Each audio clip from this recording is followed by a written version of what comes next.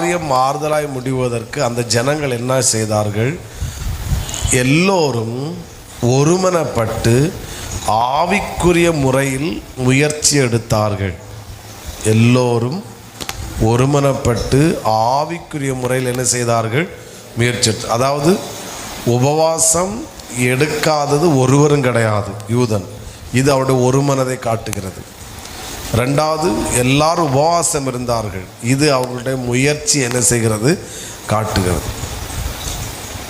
இது ஆவிக்குரிய தேவ பிள்ளைகள் வாழ்க்கையில் கடைபிடிக்க வேண்டிய, இல்லைன்னா நம்முடைய அனுபவமாக மாற வேண்டிய ஒரு முக்கியமான ஒரு காரியம். நாம் என்ன செய்கிறோம் என்றால், ஆவிக்குரிய பிரகாரமாய் முயற்சி எடுப்பதை நிறுத்திவிட்டு சரீர பிரகாரமாகவும் மாம்சீக பிரகாரமாகவும் உலக பிரகாரமாக முயற்சி எடுக்கிறோம். எனவே தோற்று போகிறோம்.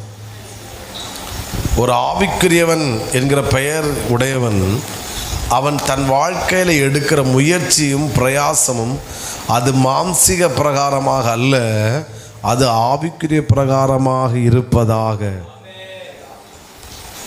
அந்த எஸ்தருக்காக நான் ஆண்டவரை ஸ்தோத்தரிக்கிறேன். அவன் என்ன சொல்கிறாங்கன்னா, நம்ம எல்லாரும் சேர்ந்து உபவாசம் பண்ணுவோம், நானும் என் தாதிமாரும் உபவாசம் பண்ணுவோம். இதை முடிச்சிட்டு நான் ராஜாவிடத்தில் பேச போகிறேன். அப்புறம் அதன் பிறகு என்ன நடந்தால் நடக்கட்டு, நான் செத்தாலும் சாகிறேன். நான் சில நம்ம இது அநேக குடும்பங்களுடைய தோல்விக்கு இன்றைக்கி இது ஒரு பெரிய காரணமாக இருக்குது. கஷ்டப்படுகிறார்கள், தோல்விகளை சந்திக்கிறார்கள், சில சூழ்நிலைகள் வருகிறது. ஆனால் நாம் எடுக்கிற முயற்சி எப்படி இருக்குன்ற மாம்சீக பிரகாரமாக இருக்கிறது. நான் தைரியமாக சொல்லுகிறேன், முழு சபையும் அல்லது ஒரு முழு குடும்பமும் ஒருமனப்பட்டு ஆவிக்குரிய முறையில் முயற்சி எடுத்தால் நிச்சயமாய் காரியம் மாறுதலாய் முடியுமா முடியாதா? எல்லாரும் எங்களோட சேர்ந்து இந்த வார்த்தையை சொல்லுங்க. ஆவிக்குரிய முறையில் ஒருமனப்பட்டு முயற்சி எடுத்தால் காரியம் மாறுதலாய் முடியும்.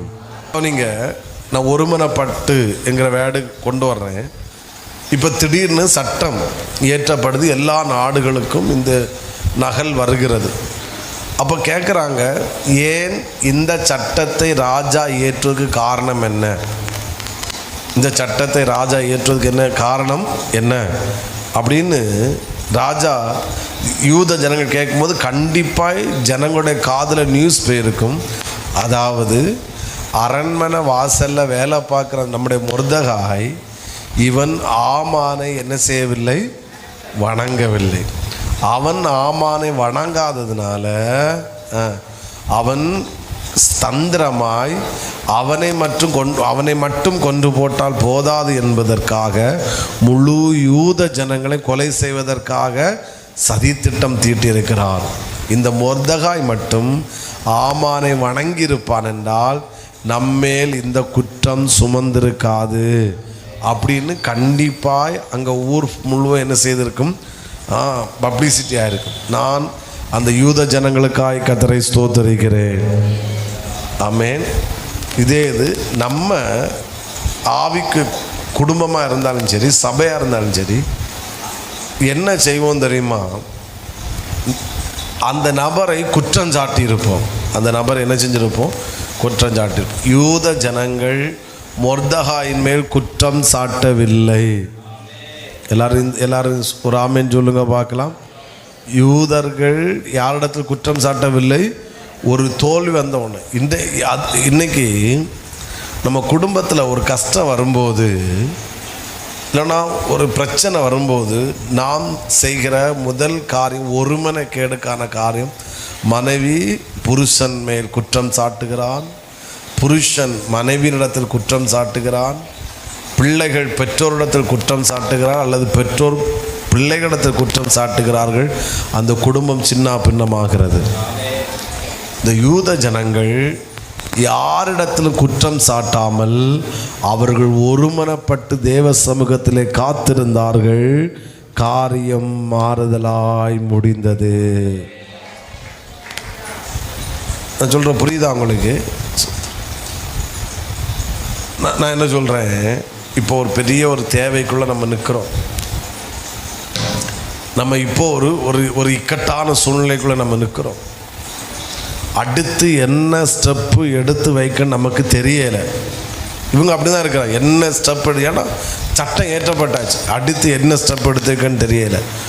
உடனே அங்கே போகலாமா இங்கே போகலாமான்னு இல்லாமல் அவங்க 3 நாள் உபவாசம் இருந்தாங்கன்னு அர்த்தம் என்ன? அவங்களுக்கு வேலையெல்லாம் ஸ்டாப் பண்ணாங்க, எங்கே போகிற கடமைகளெல்லாம் ஸ்டாப் பண்ணாங்க. 3 நாட்கள் அவங்க எங்கேயும் போகாமல் தேவ சமூகத்திலே காத்திருந்தார்கள். நான் சொல்கிறேன், எத்தனை தெளிவாக புரியுது? நான் சொல்கிறேன், சில நமக்கு தெரியலை சூழ்நிலை, அடுத்து என்ன ஸ்டெப் எடுத்து வைக்கணும். சில விவசாயம் பண்ணுறோம், நஷ்டம் வந்துட்டு.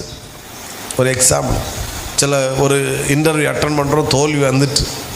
இல்லைன்னா பிஸ்னஸில் ஒரு லாஸ் வந்துட்டு. உடனே அடுத்து என்ன முயற்சி எடுக்கலாம் என்பதை நம்ம பார்ப்போம். அதுக்கு முன்பாக கணவனும் மனைவியும் பிள்ளைகளும் கதவை பூட்டி போட்டுட்டு ஒரு நாள் எல்லாவற்றுக்கும் லீவு போட்டு தேவ சமூகத்தில் ஒருமனப்பட்டு காத்திருந்தால் காரியத்தை மாறுதலாய் முடிய வைப்பதற்கு என் தேவன் வல்லமையுள்ளவராய் இருக்கிறார். இது கைத்தட்டுறதுலாம், இந்த வேலை கேட்கும்போது கைத்தட்டலாம், இது கைத்தட்டல வர வேண்டியது, இது செய்ய வேண்டியது. அதான் நம்முடைய டாபிக்கு முதல் பாயிண்ட்டு. காரியம் மாறுதலாய் முடிவதற்கு என்ன செய்தார்கள்? ராஜாவிடத்தில் 2வது தான் பேசினாங்க. நல்லா கவனிங்க, ராஜாவிடத்தில் பேசிட்டு வந்துட்டு உபவாசம் இருக்கலை. சொல்லுங்க, பேசுங்க. உபவாசம் இருந்துட்டு தான் யார்கிட்ட பேச போனாங்க? காரியம் சக்ஸஸாக முடிஞ்சிட்டு. பக்கத்துல கை கொடுத்து சொல்லுங்க, ஆவிக்குரிய முறையில் ஒருமனப்பட்டு முயற்சி எடுத்தால் காரியம் மாறுதலாய் முடியும். முடியுமா முடியாதா? முடியுமா முடியும். அப்போ ரிசல்ட்டு நம்மள்கிட்ட இருக்குது, வழியும் நம்ம இடத்துல இருக்குது. அப்புறம் அங்கே இங்கே நம்ம ஓடுறோம். நான் என்ன சொல்கிறேன்னா, பிரயாசப்படான்னு நான் சொல்லுவேன். இவங்க அதுக்கடுத்து பிரயாசப்பட்டாங்க. அவங்க எஸ்தரும் எடுத்த எல்லா பிரயாசத்திலும் சக்ஸஸ். அவங்க போய் முதல் சக்ஸஸ்ஸு எஸ்தர் போய் நின்ன உடனே அவன் செங்கோலை நீட்டுக்கிறான், ஃபஸ்ட்டு சக்ஸஸ். அப்போது உயிர் காப்பாற்றப்பட்டாச்சு. 2வது அவள் சொல்கிறா, நான் வைக்கிற விருந்துக்கு நீங்கள் என்ன செய்யணும்? வரணும். நீர் மட்டும் ஆமான்னு வரணும். ஆறேன். அப்போ கேட்குறேன், உன் மண்டாட்டு என்ன? நீ ராஜ்யத்தின் பாதியை கேட்டால் நான் உனக்கு தர்றேன். அவன் சொல்கிறான் ஒன்றும் செய்யாண்டான், நாளைக்கு நான் வைக்கிற விருந்துக்கு நீர் என்ன செய்யணும்? வரணும். எவ்வளோ ட்ரிக்கு பார்த்தீங்களா? ஓகே வர. ராஜா என்ன வேலை இல்லாதவரா? இப்போ நீங்கள் புதன்கிழமை என்னை பாஸ்டர் இங்கே வாங்கன்னு கூப்பிட்டா என்னால் வர முடியுமா? நான் அங்கே தர்மபுரியில் நிற்பேன், ஒரு எக்ஸாம்பிளுக்கு. அப்போ சாதாரணமான மனுஷனுக்கு அவன் இவ்வளோ சும்மா உடனே வான்னு சொல்லும்போது வர முடியாதுன்னா, ராஜாவனால் விருந்துக்கு வான்னு சொன்னோன்னு அவர் என்ன வேலை இல்லாதவரா? அப்போ அவர் இன்னைக்கு வந்தாச்சு, இல்லைன்னா இன்னைக்கு வந்தாச்சு இல்லை, இன்னைக்கு குடிக்க வேண்டியது ராட்சரசெல்லாம் குடிச்சாச்சு இல்லை, நாளைக்கு என்ன அப்படி ராஜா சொல்லலை. ஓகே நாளைக்கு வர்றேன். பார்த்தீங்களா, சூழ்நிலை மாறுது. ஏன் ஆண்டவர் இதெல்லாம் எழுதி வச்சிருக்கிறான்னா, நான் ஆவிக்கிறேன் என்கிற பெயர் பெற்றவனாக மட்டும் அல்ல, என் வாழ்க்கையில் நான் இதை செய்ய வேண்டும்.